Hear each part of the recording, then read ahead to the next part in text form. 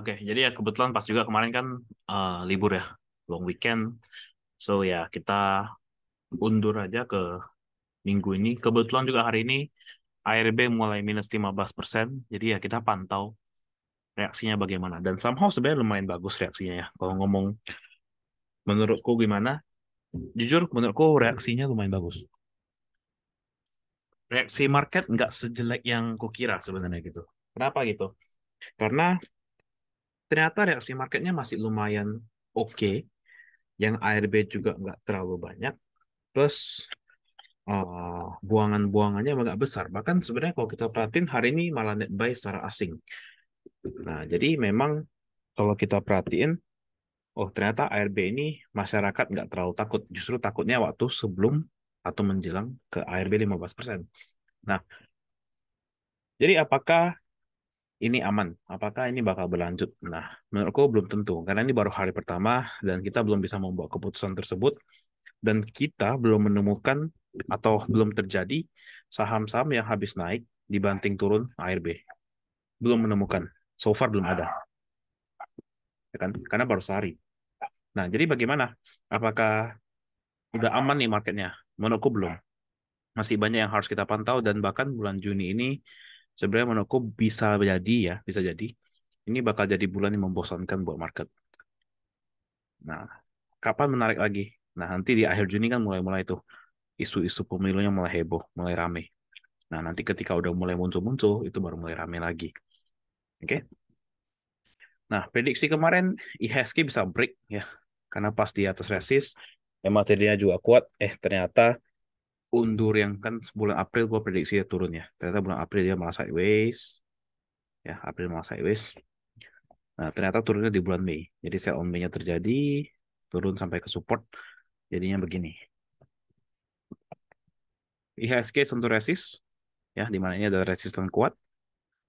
Mulai koreksi sampai ke bawah. Ini kemarin bentuk sebuah base baru sebagai support. Nah, sentuh ke level 65. Di mana daerah sini, yang hijau bawah sini, ini adalah support kuatnya IHSG sekarang. Jangan sampai di break. Dan apakah bisa di break? Kalau mau ngomong jahat, kalau mau ngomong jelek, jujur, mungkin bisa.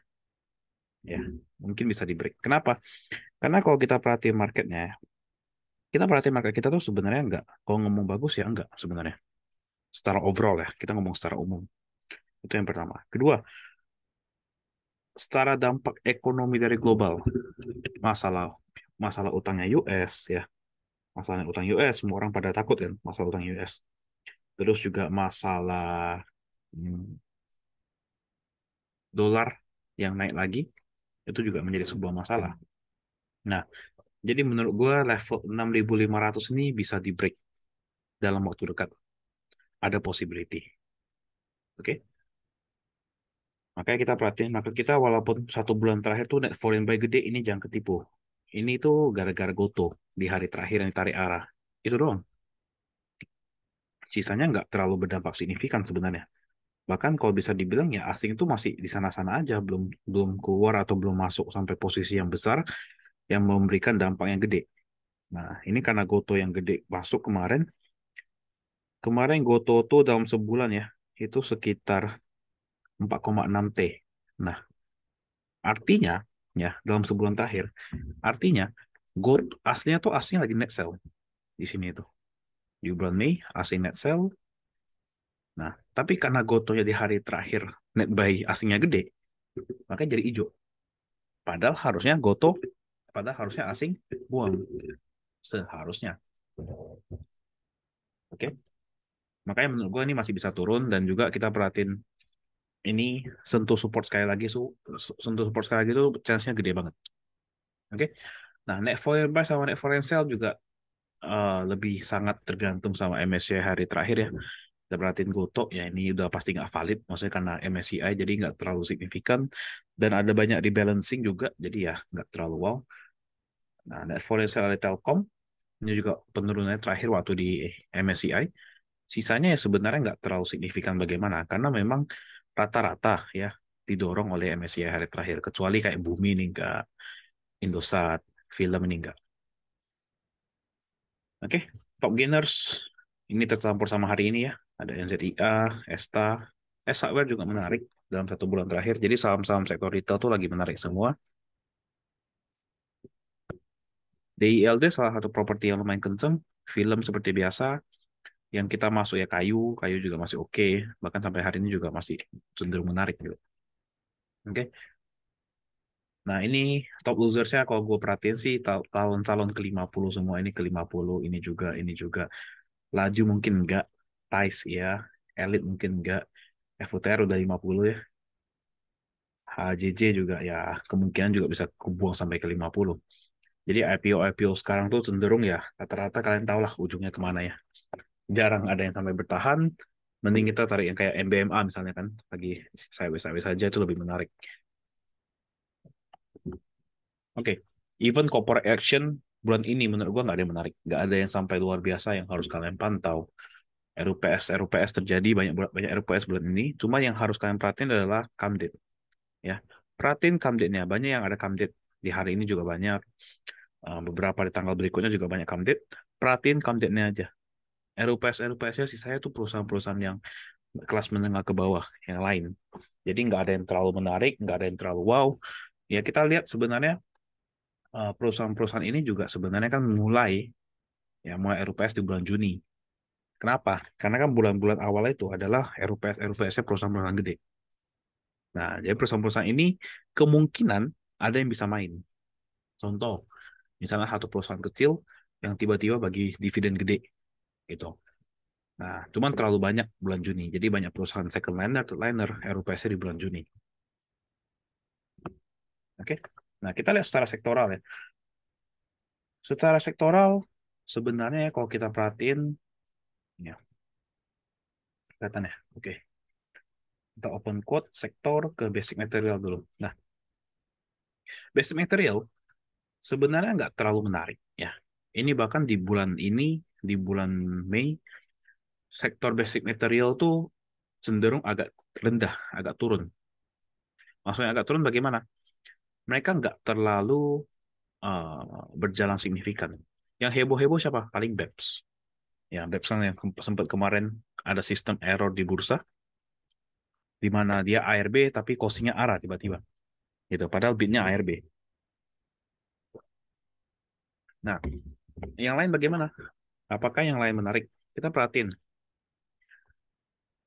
dari sini ya. Kalau kita lihat dari perubahan harga. Nah, ini kan waran terstruktur. Nah, kita perhatiin kayak BRMS, MDKA, Inco, itu kan rata-rata koreksi di bulan Mei dan koreksinya lumayan dalam. Nah, maka dari itu ada kemungkinan di bulan Juni sektor-sektor ini lumayan menarik. Nah, jadi kalian bisa pantau sektor-sektor yang berbasis basic material. Misalnya, ya kalian bisa pantau Antam, kalian bisa pantau kayak hari ini kan kita kan kemarin masuk masuk MDKA ya, mulai masuk di level bawah. Nah, itu kelihatan di BRMS tuh sebenarnya udah mulai menarik. Jadi anggapan udah mulai jalan lah gitu. Nah, ini kita kecilin sini. Oke, sektor basic material. Di bulan Juni itu di bulan Mei itu udah mulai koreksi dan lumayan dalam koreksinya, lebih dalam daripada IHSG. IHSG koreksi berapa persen, mereka koreksinya lebih dalam. Nah, jadi ada chance akan ada technical rebound di bulan Juni, di mana kita bisa mencari saham-saham dengan sektor yang lebih tinggi. Ya, yang pertama ya, tadi kita mulai masuk MDKA, sama MBMA, sama BRMS, tiga itu. Nah, yang lain bagaimana? Apakah bisa menyusul? Kita perhatiin kayak ESA, Inco, itu ada chance technical rebound bisa terjadi. Yang menarik sekarang ESA. ESA tuh bakal masuk ke tabel malam ini. Itu. Karena gue mulai ESA mulai bisa ada chance technical rebound. Oke, itu yang basic material. Nah, sedangkan kita masuk ke sektor kedua, yaitu consumer cyclical. Nah, cyclical,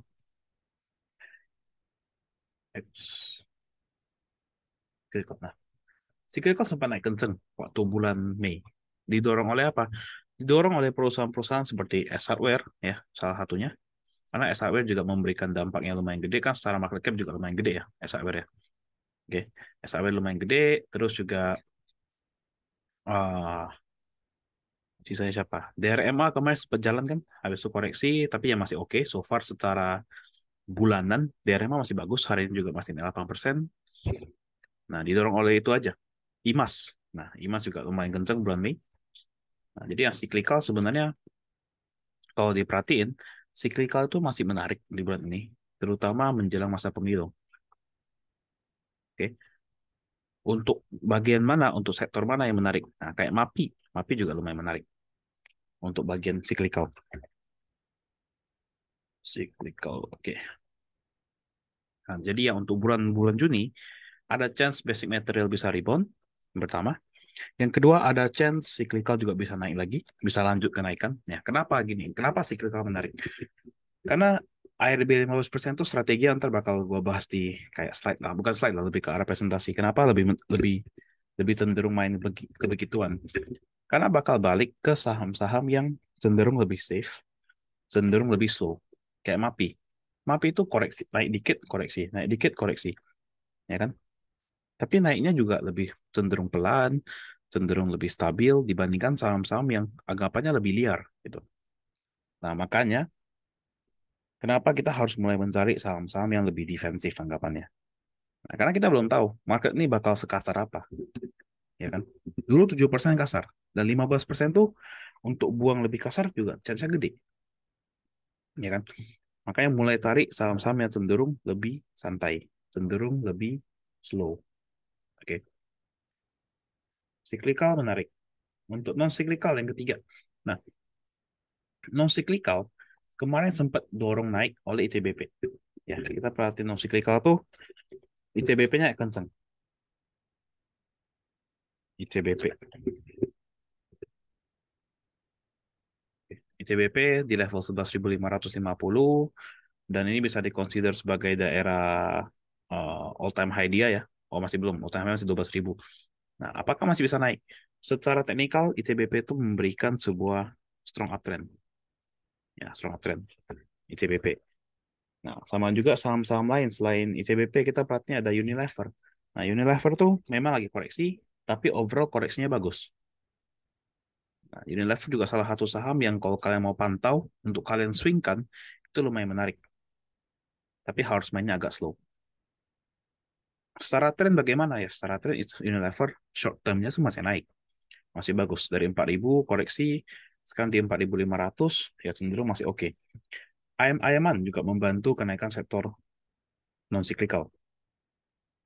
Rokok, WIM kemarin. Kan lumayan kenceng WIM-nya. Ya kan? Mayora, Mayora sendiri koreksi, cuman overall ujungnya menurut gua Mayora tuh jangka panjangnya menarik. Jangka panjangnya. Ya, nanti sekali-sekali kita kupas lah Mayora. Kita kupas bareng lah. Kenapa Mayora itu menarik sebenarnya. Oke. Nah, bagaimana dengan CPO CPO-an? CPO skip dulu, cenderung nggak kemana-mana.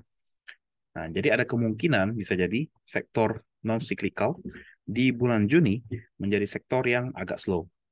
Agak slow dalam arti apa? Agak slow kemungkinan ya sideways aja nggak kemana-mana, nggak bergerak terlalu kenceng dan nggak bergerak terlalu pelan. Tapi nggak turun, nggak koreksi terlalu dalam lah anggapannya gitu. Oke. Energi. Nah, energi salah satu sektor yang menurut gue murah. Nah, di hari ini juga gue udah bahas kenapa sektor energi itu menarik. Tapi energinya juga nggak semua, beberapa aja. Energi di level sekarang udah cenderung di harga yang bagus. Sama kayak kita ngomong basic material ya. Yang metal-metalan hari ini pada mulai rebound, energi juga ada chance mulai rebound hari ini. Oke. Nah, kenapa? Yang menarik sebenarnya kita lihat itu adalah minyak dibandingkan coal ya. Dibandingkan batu bara, gue rasa minyak itu menarik karena ada beberapa rules yang terjadi di Arab sana ya, pemotongan produksi. Jadi kecenderungannya harga minyak itu bisa naik. Jadi orang yang mau hold lama di Medco, menurut gue tuh lumayan menarik di harga Medco yang sekarang 900 lebih. Oke. Yang keempat, financial. Nah, financial cenderung arahnya turun. Jadi ya, gue sih nggak prefer kalian untuk beli saham-saham financial di masa sekarang. Gue nggak prefer kalian untuk beli saham-saham bank di masa sekarang. Kayak bisa Big Banks ya, BCA, BRI. Untuk yang mau invest, menurut gue jangan masuk di harga sekarang. Kecuali kalian mau masuk cicil. Kenapa? Ya kalian perhatiin saham-saham big banks ya, itu rata-rata pada mentok di resisten. Daerah-daerah sini nggak bergerak, mentoknya di sini. Sama BRI juga, BRI kan sempat kenceng kemarin. BRI kan sempat sampai ke 5.600 kemarin kan. Nah, tapi habis 5.600 ya udah stop dulu sana. Nah, kita harapinnya sekarang ada koreksi, baru kita mulai masuk lagi ke saham-saham bank. Nah, untuk yang invest ya udah silakan tahan, apalagi kalau kalian average bawah nggak masalah. Untuk yang mau trading kan, ya trading kan ditunggu dulu, jangan masuk di level sekarang. Kenapa? Karena juga kalau misalnya naik, chance naiknya gede. Cuman sekarang kalau saham-saham ini ARB, misalnya kita anggap BRI ARB 15%. Ya, 15% ARB itu udah di level 4.600. Dan itu lumayan dalam. Nah, justru BRI-nya kalau bisa ARB sampai ke 15%, itu lumayan menarik, lumayan cicil masuk. Tapi untuk level sekarang ya enggak. Nah, sedangkan kalau bank-bank kecilnya, kayak contoh finance yang kecil ya, kayak Arto. Arto tuh menarik hari ini. Arto lumayan menarik buat trading. Buat trading, tentu saja. Kalau buat invest ya enggak. Arto ada resistance sekarang di level 2670. Nah, Arto, even Agro juga menarik buat trading. Bevin itu masih oke. Ya, sisanya sih ya belum. Terlalu kecil. Oke. Healthcare. Ya, healthcare cenderung sektor yang bakal jadi sektor yang safe. Ya. Tapi healthcare-nya juga kalian harus pilih baik-baik emiten mana yang kalian mau pilih. Ya. Kalau gue lihat sih healthcare tuh agak kurang menarik sebenarnya. Maksudnya kenapa kurang menarik? Karena ya cenderung terlalu slow. Dan kalau misalkan mau yang cepet, itu harus saham-saham yang agak-agak aneh. Kalau mau cari yang bagus, contoh kayak Silo lah. Silo tuh not bad sebenarnya. Silo lumayan oke. Cuma ya pelan-pelan, nanti sideways panjang, naik kenceng, turun kenceng. Nah, Silo juga ada dividen, hati-hati, jadi jangan kejar. Jadi ya healthcare, kalau untuk kalian jangka panjang agak slow. Nah, kenapa gue hari ini kalau kalian perhatiin bahasnya jangka panjang, jangka panjang, jangka panjang. Karena mungkin harus ubah cara main sekarang dengan ARB 15%. Kerasa 15% tuh. Dibandingkan 7% mah nggak apa-apa. Oke. Sektor lainnya kita lanjut ke industrial. Nah,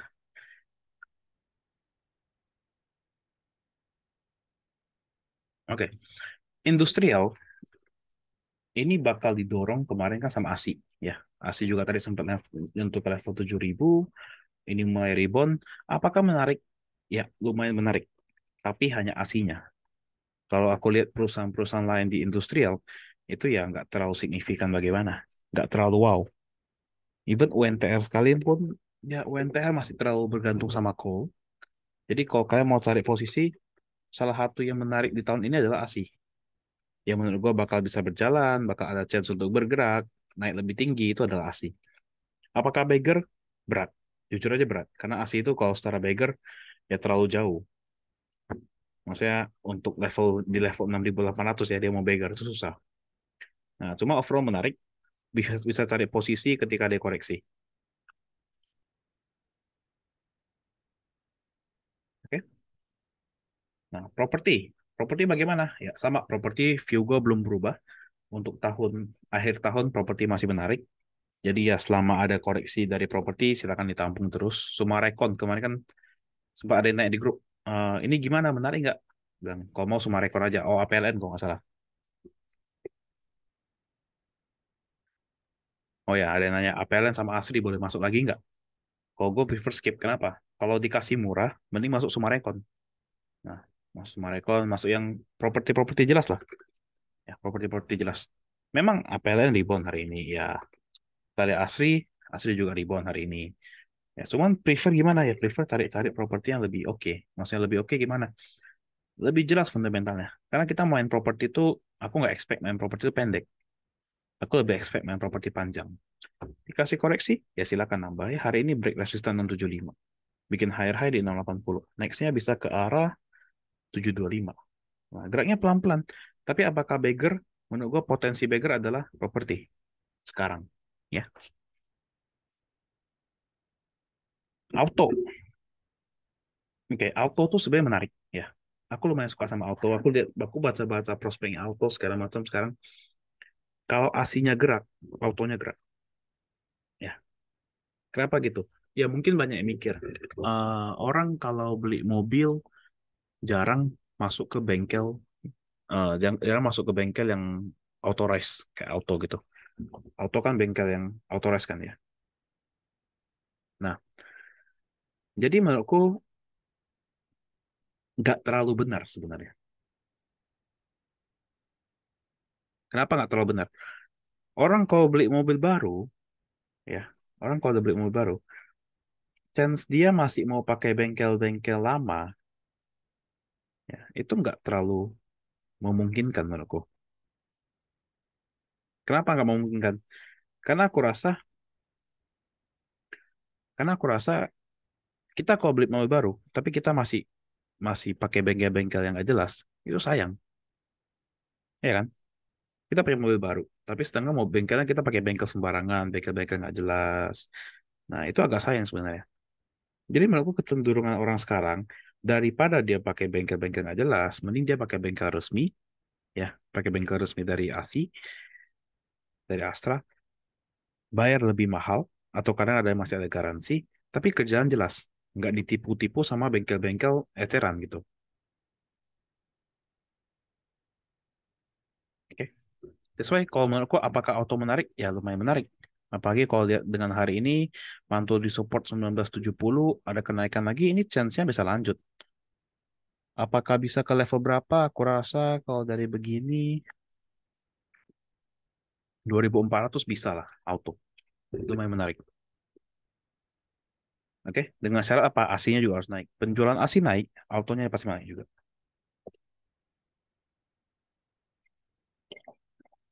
Oke, masuk ke teknologi. Teknologi sempat menarik kemarin, cuman dengan gotonya begini, ya, dengan gotonya koreksi begini, ada chance, ya, ada chance bisa koreksi dulu di Goto ya. Karena Goto kan kemarin hari ini ARB. Besok kemungkinan bisa buka ARB-nya. Jadi kalau dia open 15% minus ARB-nya mulai tipis, silakan hajar. Itu lumayan menarik. Ya, itu untuk teknologi. Dan sedangkan untuk teknologi itu Bukalapak lumayan menarik. Bukalapak lumayan menarik. Hari ini koreksi IEP agak diturunin, ya still oke. Cuma untuk saham-saham lainnya ya kurang. Bahkan kayak MTEK sekalipun, aku lihat MTEK sih ya masih belum kuat lah untuk dia naik. Jadi untuk teknologi mungkin masih agak berat. Cuma boleh pantau-pantau untuk technical rebound kita copet-copet sedikit masih oke. Goto pantau aja, pokoknya Goto tuh pantau aja ya. Dilihat aja Goto kalau misal ARB-nya buka kalian silakan hajar. WIRG menurutku jangan kalian kejar.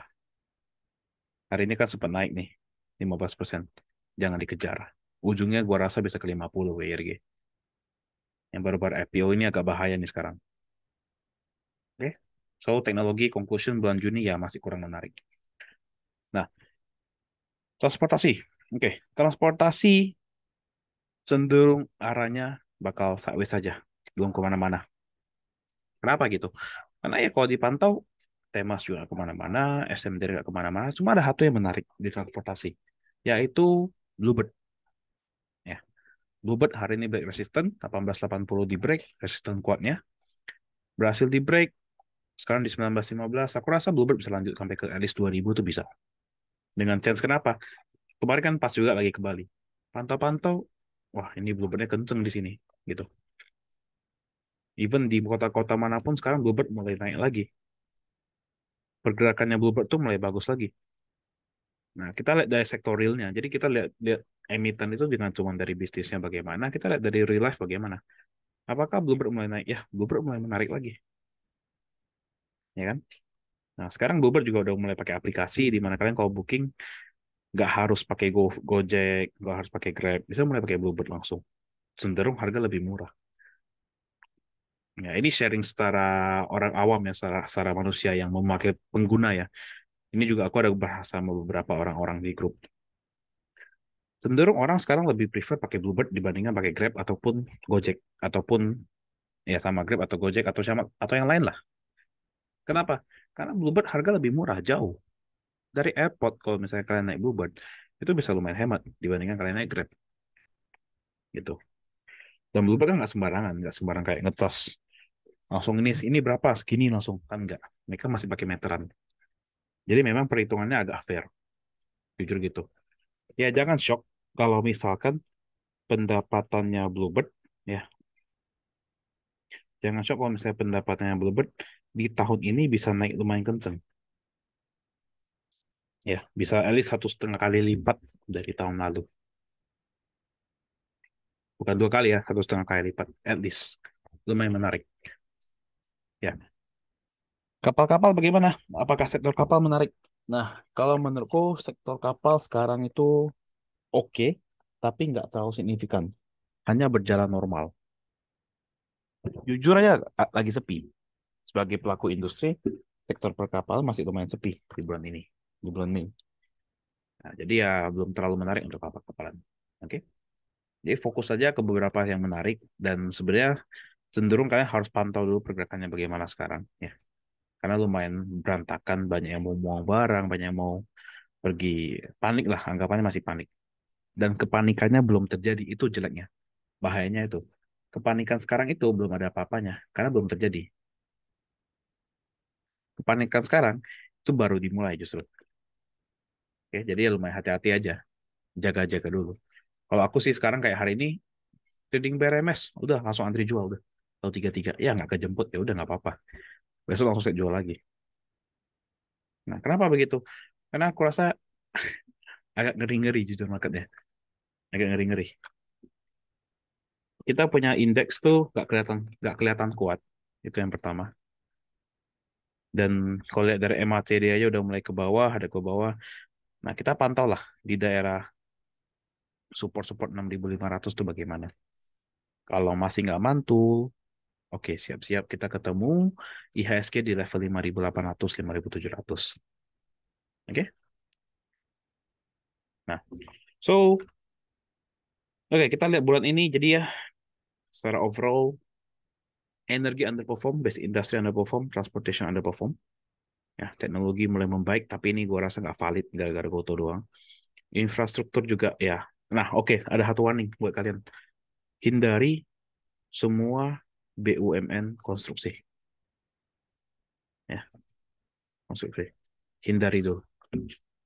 Jangan ada yang berpikir untuk tiba-tiba nabung di apa namanya? Nabung di Wika lah,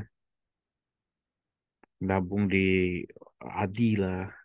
Nggak, aku tinggalin dulu. Bahaya. Kenapa aku bilang bahaya? Karena ini kita belum tahu nih kemana-mana nih, ya kan? Kayak hari ini ada berita deh, BUMN semua terlilit utang berapa ratus triliun gitu. Sanggup bayar nggak? Nah, anggapan gini, karena namanya BUMN ini, eh, aku nggak mau ngomong soal pemerintah lah ya, nggak ngomong soal pemerintah. Cuman kita kita realistis.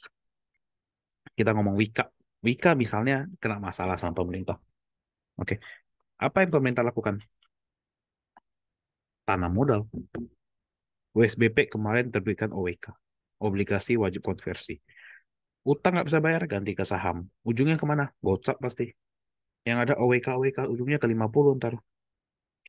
Nah, sama sekarang BUMN ini, yang konstruksi, pada minta modal sama negara. Berarti apa artinya apa? Utang lagi muncul. Habis utang gimana? Rugi lagi. Habis rugi gimana? Utang lagi. Ya kan? Karena BUMN gimana? Simple. Nggak ada duit, cetak uang. Itu uang punya negara kok. Simpelnya gitu. Swasta beda. Swasta kalau kena masalah utang, itu antara tiba-tiba jadi jago, jadi mantep, atau nggak jadi mati. Kenapa gitu? Perusahaan swasta, mereka tuh mikir, even rugi sedikit pun mereka mikir, waduh ini rugi gitu. BUMN rugi, bodoh amat. Tinggal minta lagi modal sama negara. Selesai. Ya kan? Memang pencapaiannya bagus. Maksudnya secara kita sebagai masyarakat, kita melihat hasil dari infrastruktur-infrastruktur ini bagus. Setuju nggak? Ya, aku setuju. Jalan tol, infrastruktur yang dibikin sama negara, bagus. Tapi utangnya numpuk. Makanya aku prefer kalau sekarang, hindari dulu semua konstruksi BUMN itu. Hindari. Oke, jadi jangan datang nanya, Wika gimana? Kalau misalkan suatu hari aku ada call Wika, Wika buy, anggapan gitu. Itu pun cuma trading. CL, CL, TP, TP, that's it. Nggak ada aku plan kayak hold. Wika bisa beggar, nggak. Berat. Ya kan? Takutnya apa? Takutnya salah satunya, kan sekarang ada Wika, Adi, ya kan? PTPP gitu. Salah satunya takutnya bisa menyusul SPP. Menurutku yang bisa nyusul next adalah Waskita, WSKT. Itu mulai bisa nyusul. Hati-hati. Ya udah di warning ya. Mau cari gimana? Cari BUMN yang bagus atau cari swasta yang sehat. Oke? WSKT sekarang di harga 200. Ya. Dulu sempat di harga 2.600. Sekarang 200. OTW kemana? Aku rasa OTW di bawah 100 minimal. Hati-hati aja. Ya. Oke. Industrial ya sama. Astra menarik, tapi itu mau koreksi. Healthcare juga ya. Sesuai pembahasan tadi lah ya. Untuk itu.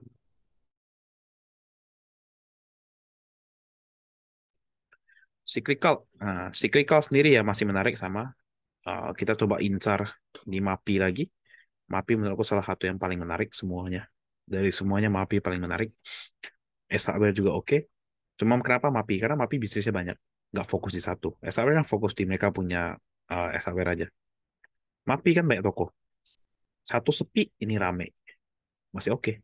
Saling cover lah anggapannya gitu. Ya kan? Kalau finance ya prefer hindari dulu. Untuk sekarang non cyclical ya nggak bakal kemana-mana. Era, nah era ini sebenarnya menarik. Cuman era ini kalian lebih cenderung harus agak sabar. Terlihat under value, lumayan setuju. Era. Kalau kalian ngomong era, apakah apakah bahaya? Menurutku era lumayan menarik. Under value ya nggak terlalu, tapi oke, still oke. This is the value for era sebenarnya. Ya, cuma era itu menarik. Karena kenapa? Era juga fokusnya sekarang nggak cuma fokus di era phone, mulai merambah ke bisnis-bisnis lain. Itu yang menarik, itu yang bagus sebenarnya. Dia tahu bisnis HP ya gini-gini aja udah. Kita HP mau sampai gimana? Mau sampai tiba-tiba penjualan naik 1000%, berarti semua orang ganti HP. Gimana cara begitu? Ya ekonomi harus bagus dong, ya kan? Tapi kan era udah mulai pindah-pindah ke bisnis, ada bisnis F&B dan segala macam. Nah, jadi apakah menarik? Aku rasa menarik. Cuman pendapatannya mungkin bakal di sana-sana aja, nggak bakal terlalu wow. Cuma yang masih oke. So far masih oke. Salah satu yang menarik. Oke. Nah, untuk Juni, lupa screenshot nih. Oke. Di sini tadi.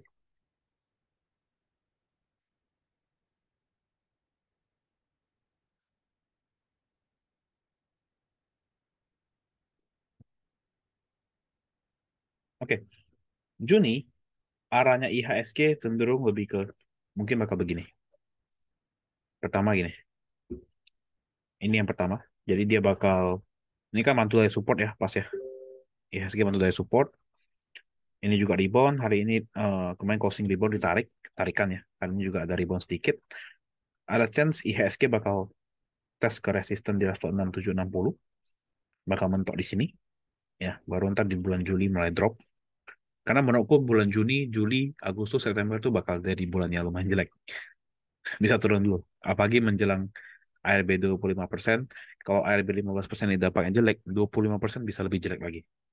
Oke, ini skenario pertama. Skenario kedua, ini gambarnya agak save tadi mati lampu. Nah, skenario kedua, dia bisa ngetes lagi ke bawah. Ya, baru bermain daerah sini, ntar akhir bulan break, IHSG break. Nah, disinilah mulai heboh ntar semua market-market. Kenapa heboh? Ya, semua pasti heboh. IHSG break 6.500. Nah, udah support kuatnya. Ya, ketemu di level, ntar ketemu di kepala 5. Nah, kenapa? Kalau IHSG bisa break di daerah sini, ini, nah 488 ini break ya. Ada kecenderungan IHSG berarti break support. Which, yang berarti secara jangka panjang ya, secara jangka panjang memang IHSG masih naik. Ini pun karena COVID. Cuma kita potong dari sini aja. Ini setahun lebih kan. IHSG yang sideways, break support, IHSG OTW menjadi downtrend. Nah, teori teknikal sederhana aja. Kita perhatiin ini. High, low, lower high, lower low, lower high, lower low. Ya kan? Kasus sideways, pola balik. Nah, dari sini, dia membentuk sebuah tren baru. Tren baru yang kalian lihat adalah high, lower low, lower high, lower low, lower high, lower low. Secara minor, ini downtrend. Nah, jadi kemungkinan dia sini, terus turun lagi lebih dalam. Nah, itulah muncul ntar perfect trendnya IHSG. Perfect downtrend lebih tepatnya. So ya hati-hati. Makanya aku bilang, tadi aku pagi lihat kan, kayak pakai gini, aduh, reaksinya kurang kurang kurang jelek, nggak jelek banget, tapi nggak bagus. Dan dengan market begini, kondisi ekonominya begini-begini aja agak slow, ya ada chance IHSG break. So ya kalian bisa mulai hati-hati, bisa mulai pantau dulu. Oke? Ya itulah kira-kira. Bukan untuk nakut-nakutin, cuma realistis saja. Kita jaga antisipasi. Ini juga mulai break lower low, ya kan? Nah, konsep divergence saja ya, kita ngomong secara teknikal deh. Konsep divergence, kalau misalnya ini dia ke bawah, ya anggapan ke sini. Nah, tapi ininya naik. Nah, ini kan kondisi sekarang masih begini. Karena di hari ini. Bayangin di hari-hari esoknya lagi. Ini makin ke bawah. Ini malah jadi begini. Ini ikutan ke bawah. Itu benar-benar bearish artinya. Benar-benar arahnya turun. Nah, cuman apakah menarik? Apakah berarti market saham habis? Ya, enggak juga. Makanya kemarin waktu kalian tanya, aku bilangnya copet aja dulu sekarang. Dibandingkan kalian takut-takut nggak trading sama sekali, masih bisa trading, masih ada yang bisa naik. Cuman kecenderungannya untuk sekarang lebih ke arah turun. Ini sideways-nya lumayan gede nih. Ya balik lagi lah. Apakah resist support ini kuat, yang kotak hijau, dan apakah resisten ini bisa di break? Resisten ini bisa di break, ini ada chance ke arah sini. Nggak bisa di break, dia break support ke arah berarti supportnya sekarang kalau break adalah di level mana kotak loh. Oke, di level ini 6.200.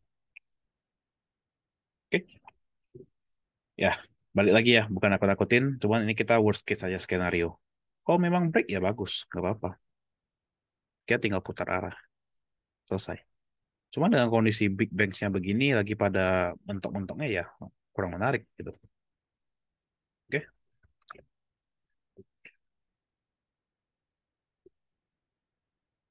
nah ini yang menarik di bulan ini adalah masalah oil. Oke, voluntary cuts, yang artinya apa?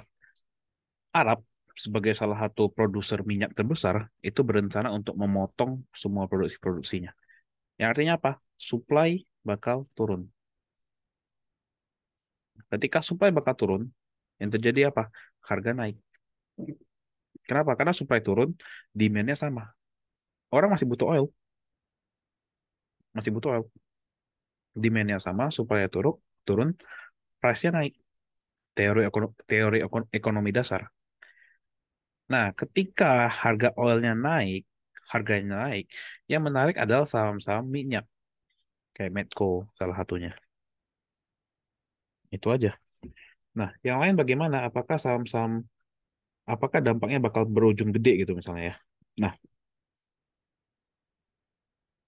dampak ujung gede, dampak dampak jauhnya adalah saham-saham consumer itu turun lagi nantinya. Kenapa? Cost pada gede lagi. Nah, ketika cost pada gede lagi, ada chance ya, ada chance. Nanti ujungnya adalah saham-saham di sektor transportasi itu bisa naik. Nah, ini lucunya. Mungkin orang nanya, kok transportasi bisa naik? Ya, padahal kan kapal jalan pakai minyak. Karena transportasi itu sebenarnya kayak kapal-kapalan ya. Mereka tuh ada satu fee, ya ada satu fee yang sebenarnya itu nggak digunakan. Itu hanya extra value aja, extra extra money for them gitu ya. Makanya sebenarnya lumayan menarik. Oke, jadi ya untuk bulan Juni kita tampung-tampung saham oil. Nah, tapi ada tapinya lagi. ARB 15%. Apakah Meko bisa ARB 15%? Sangat bisa. Itu jeleknya. Saham minyak kalau mau koreksi kasar. Itu jeleknya.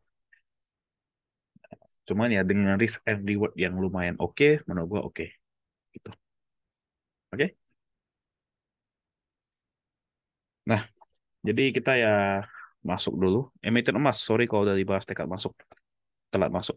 Nah, emiten emas tuh bagaimana? Emas tuh kan bakal berhadapan langsung ya, bakal berhadapan langsung sama dolar. Simpelnya gitu. Sebentar. Nah, ini dolar. Oke, ini dolar. Dolar tuh koreksinya kemarin koreksi sampai di level sini. Ini juga pas kalau kita compare ke rupiah ya. Ini di sekitar 14.600. Nah, kalau kalian rutin ikutin monthly market update gua atau market review gua sering ngomong dolar bakal berada di 14.6 sampai 14.8. Prediksinya dari mana? Ya hitung-hitung kasar lah sebenarnya. Hitung-hitung kasar aja. Karena kalau di bawah 14.6, kalau dia sampai 14.4, 14.3, market tuh heboh semua. Semua orang beli dolar ntar. Pasti beli dolar lagi. Nah, jadi untuk sekarang dolar bakal naik dulu, koreksi wajar, ya kemungkinan dengan debt ceilingnya US, dampaknya apa? Utangnya US kan banyak, ya kan? Utangnya US banyak. Kalau US anggapan ntar nggak bisa bayar, ya US nggak bisa bayar, apa yang bakal US lakukan? Ya yang kemungkinan bakal reissue another bonds, cari dana lagi, ya kan? Itu bakal berdampak sama dolar. Nah, memang kemarin masa-masa ini turun kan waktu masa-masa ada BRICS dan segala macam dan lain-lain lah cerita lain lah kalau misalnya dolar nggak digunakan sebagai payment lagi. Ya memang overall menurut gua dolar bakal turun. Indian di akhir tahun dolar bakal turun. Cuma ya dengan kenaikan begini wajar. Nah, kalau goldnya bagaimana? Kita bandingkan sama gold. Dolarnya naik, goldnya turun. Nah, goldnya arah ujungnya kemana? Arah ujungnya gold tuh naik. Sama. Kebalikan dari dolar. Dolar arah ujung turun, arah ujungnya gold adalah naik. Emitennya bagaimana? Nah, kalau kalian pernah ikut market review yang kita bahas mengenai emiten-emiten emas, prospek emas 2023, saya aku ada bilang, di Indonesia nggak ada perusahaan yang 100% emas. Even Antam, ya, nggak ada yang 100% emas. Itulah jeleknya. Nah, ketika nggak ada perusahaan 100% emas, emas yang naik kenceng pun, mereka bakal lagging pasti jadinya. Naiknya bakal lebih slow. Nah, jadi yang sebenarnya menarik bagaimana? Ya, jujur yang menarik itu emas batangan. Itu menarik. Tapi emas batangan kalau kalian mau main, spreadnya tuh gede kadang. Jadi harus cari benar-benar di toko yang bagus. Dan kalian harus ada harga yang bagus, ada beli nilai yang tinggi, jumlah yang banyak, supaya mendapatkan bargaining power yang bagus. Kalau nggak spreadnya jelek ntar. Nah, ujungnya kemana? Ya bakal naik tetap. Nah, emiten emas apa yang menarik? Ya kalau kita perhatiin Antam misalnya. Nah, Antam ya oke, cuman cenderung bakal lagging. Apakah bisa balik ke 2400? Bisa. Cuma yang pasti bakal ada koreksi-koreksi yang kasar. Terutama jika harga emasnya naik lagi. Jika harga emasnya turun lagi. Koreksinya kasar.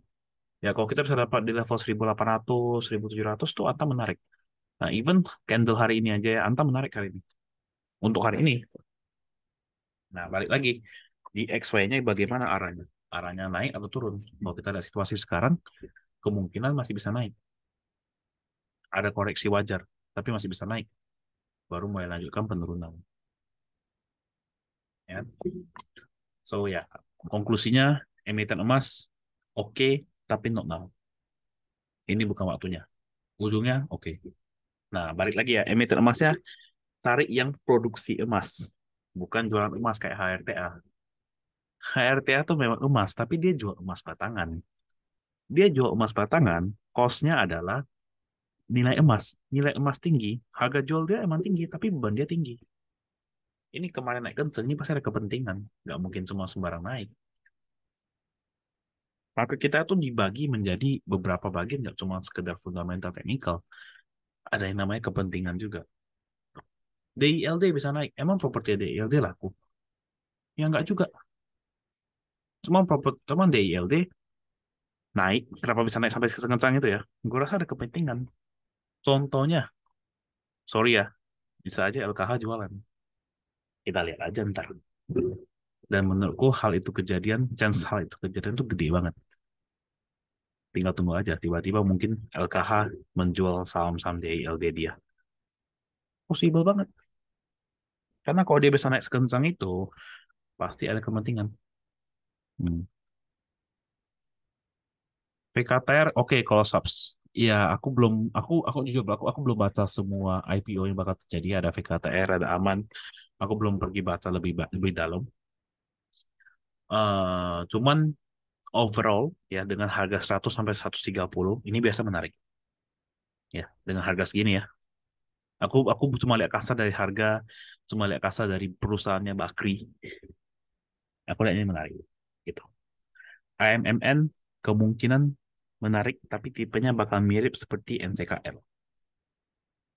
Nah, RLF ini aku cuma prediksi kasar ya. RLS yang terjadi apa? Yang terjadi adalah ini bakal naik, langsung bakal ke 50. Ya silakan mau percaya nggak percaya. ADMR gimana? ADMR skip dulu. Oke. Pelayaran Kurnia Lautan Semesta ini aku belum baca juga lebih lanjut. Dari siapa ini? Kalau pelayaran ini harus lihat dia bisnisnya ngapain. Pongkang. Bikinnya di Batam di situ. Berarti ini dia IPO untuk bayar ke Batam nih.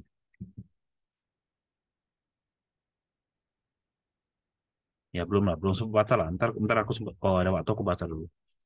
Cuman ya overall, yang tongkang-tongkang gini secara bisnis lagi bagus jujur. Tongkang tuh lagi dibutuhkan di mana-mana. Di mana-mana. Habis terus.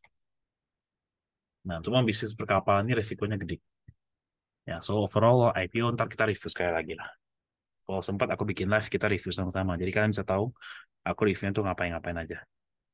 Ya, overall kalian perhatiin IPO sekarang yang bagus mana sih? Nggak banyak. Smil ya, trading-trading oke. MPXL juga masih oke. DOH udah mati, udah mau ke 50. Ya kan? DOH ini udah melawan arus. 57. Apalagi, RAM masih oke. Jati, berarti kemana sekarang? Ya, turun-turun juga. Nah, ya menurutku menarik sekarang itu apa IPO? NBMA. Ini mulai mid soalnya. Kita main teknikal 4 jam mas sekarang. Aku udah jarang main teknikal harian sekarang. Karena ada adaptasi sama market yang 15%. Jadi dailyku semua aku ganti ke 4 jam. Nah, MBMA mulai naik. Ini juga udah mulai naik. Apalagi kalau dia bisa break di level ini. 795. Harusnya kenceng. Oke. SSIA. Nah, SSIA sendiri ini juga lumayan menarik. Tapi aku rasa dengan tipe SSIA. Nah, oke. Jadi karena gini. Ini sharing aja ya. Salah satu bisnisku itu berhubungan sama SSIA. Dan SSIA sendiri itu kacaunya pol. Kacau parah. Pelabuhannya sepi, mau alat pun nggak ada. Ini kayak pelabuhan yang benar-benar tempatnya jauh. Orang kalau mau nganter barang ke pelabuhannya SSIA yang di Patimban, itu udah kayak, waduh, jauh banget nih dari Jakarta 3 jam. Nah, kalau dengan tipe begini, kurasa apa? Ada kepentingan juga sama. Kemungkinan ada kepentingan. Nah, cuman ya kita kan ikutin teknikal ya. Teknikal bagus. Kayak sekarang teknikalnya oke nggak? Ya ini oke kok. Ini resisten di ini 470. Aku rasa bisa di break. Teknikalnya bagus. Nah, kita follow aja. Teknikal masih bagus, ya silakan masuk. Jaga di berapa? Ya kita lihat sini, support di sini. Nah, 440. Jangan sampai dia break lower low. Itu aja. Screen-nya masih DXY. Loh, loh, loh, loh. Harusnya ke sini.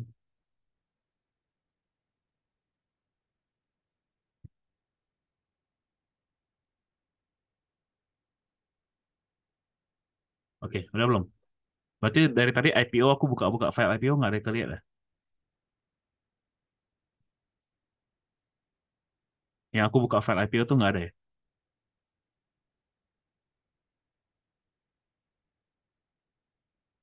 Astaga, sorry, sorry.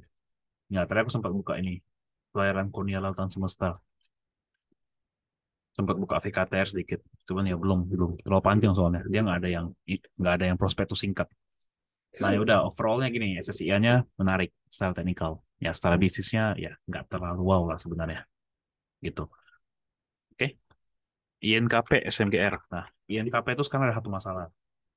Ini aku ngomong dari segi bisnisnya ya, bukan ngomong dari segi segi perusahaan ya. Apakah masih rame bisnisnya? Apakah masih bagus? Masih. Nah, dari segi sekarang INKP itu lagi kalah dari segi kompetitor, ya kan? Dari segi kompetitor. Kenapa kompetitor? Karena sekarang banyak banget eh, kompetitor atau enggak perusahaan yang mulai bikin pulp and paper. Mostly dari mana? Dari China. Kalian yang orang Batam pasti tahu lah. Banyak banget di Batam tuh ada yang kemarin kebakaran, bikin baru lagi. Gampang, duit orang China nggak terbatas. Itu. Jadi secara value, nah hati-hati, INKP itu bisa talon-talon menjadi perusahaan yang value trap sebenarnya. Ya kan? Kenapa value trap? Karena orang sekarang lihat, wah murah nih PBV-nya INKP 0,45 gitu. Nah, tapi apakah masih beneran 0,45? Dia masih murah kalau 2023 pendapatannya masih naik. Tapi enggak, turun dia 2023. Asalnya dari mana? Ya, saingan-saingan perusahaan China ini udah mulai banyak. Masih gede nggak INKP? Masih sebenarnya. Tapi ya udah berbeda. Udah beda cerita, udah nggak kayak dulu. INKP Tekim tuh udah berbeda. Kompetitornya udah gede sekarang. That's why secara perusahaan memang secara PBV itu murah. 0,4. Secara PER juga murah 4,8.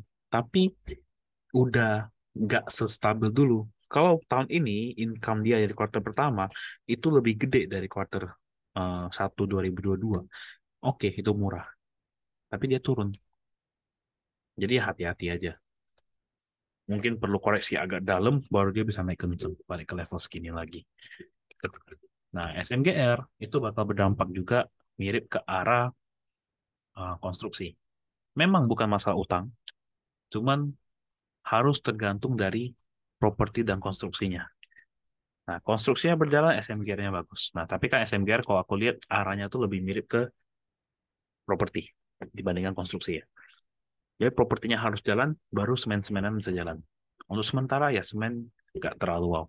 Nah, semen bagusnya apa? Dia nggak kayak kertas. Nggak terlalu banyak saingan yang mendominasi gitu.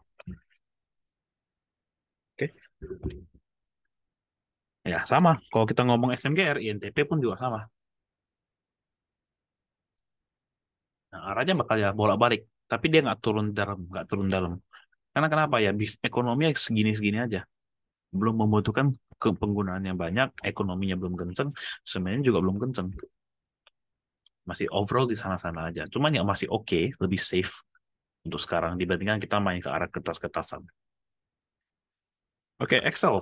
Nah, telco tuh mulai menarik ya. Jadi kayak kita perhatiin Excel, Telkom, Indosat itu masih oke.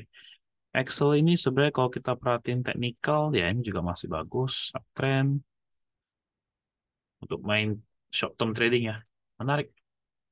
Tunggu break aja. Gak ada sistem di break, gas. Lanjut. Nah, kemarin ini pembuangan gede ini, aku rasa ada fund yang buang. Aku belum ngecek lebih lanjut. Cuma kayak gini tipenya biasa ada fund yang buang. Nah, apakah long termnya menarik Excel? Nah, kita perhatiin dulu. Excel tuh jeleknya gini. Bisnisnya tuh cuman stagnan di sana. Karena perusahaan telco ini nggak ke arahnya tuh nggak jauh. Arahnya tuh nggak kemana-mana sebenarnya. Ya gitu-gitu aja lah. Nggak bisa kayak, wow, nggak bisa terlalu, wah naiknya kenceng nih, pendapatnya luar biasa. Ya enggak. Mau kemana lagi? Nggak bisa. Mereka cuma bisa pelan-pelan develop, develop, develop, develop. Daerah-daerah kecil. Gitu-gitu aja. Jadi ya ujungnya Excel ya nggak bakal kemana-mana juga. Kecuali dia misalnya akuisisi diakuisisi ya misalnya. Mereka kan diakuisisi sama Axiata yang dari Malaysia. Misalnya ada lagi investor baru masuk dari Arab. Nah, kalian pantau sekarang yang menarik itu kalau misalnya ada investor Arab masuk. Kenapa bisa aku bilang begitu? Karena kita investor China itu udah banyak, ya kan? Investor Arab ini mulai-mulai mau invest kemana-mana. Nah, jadi pantau. Aku lagi tunggu tuh Breeze sebenarnya. Ini aku lagi suka Breeze. Karena ada kemungkinan Breeze itu bisa dibeli sama salah satu bank-bank di Arab. Chance-nya gede. Soalnya syariah kan. Nah, sama juga Arab mau investasi di mana? Infrastruktur salah satunya. Telco. Bisa jadi. Oke. Best. Nah, Best sendiri juga masih oke. Ini juga agak mirip sama Deal, aku rasa ada kepentingan juga. Karena kalau secara bisnis sektor yang lahan industri ya, ya lahan industri itu kurang menarik. Cuman kalau dengan tipe pergerakan begini, itu juga sama kayak DILD. Biasanya ada kepentingan sendiri. Ya tunggu aja dia break 165, yang menarik. Mulai tampung-tampung dulu, oke.